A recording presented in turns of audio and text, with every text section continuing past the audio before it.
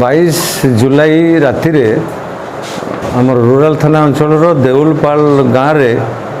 विधान चौधरी नामक जड़े व्यक्ति घरे बर्गलारी होता से बर्गलारी अनुसंधान आम रूराल थाना तरफ करा एवं सेठू स्पॉट रू गोटे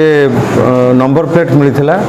गोटे गाड़ी नंबर प्लेट से नंबर प्लेट को आधार करी तार ओनरशिप बाहर करा जायथिला एवं धीरे धीरे आमर अनुसंधान करुवा ऑफिसर जो माने कि रूराल थाना आईएसी आलोक जेना नेतृत्व में अनुसंधान करुले से माने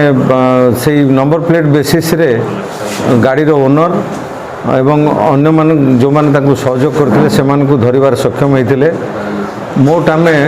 धामनगर अंचल 3 जन जड़े बासुदेवपुर अंचल एवं जड़े भंडारी पोखरी अंचल एमती 5 जन को आमर ये टीम गिरफ कला गिरफ करी तांको इंटरोगेशन करने समय से माने भद्रक जाजपुर मयूरभंज बालेश्वर भुवनेश्वर ढेंकानाल ये सब जिला गुड़िकर बहु गुड़े बर्गलारी थेफ्ट रबरी डकैती कर मानिले यापर से तथ्य आधार रे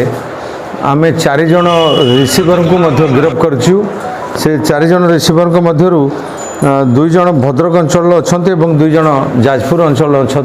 आम एवं सुधा टोटाल 312 ग्राम सुना अलंकार जबत करिछु एवं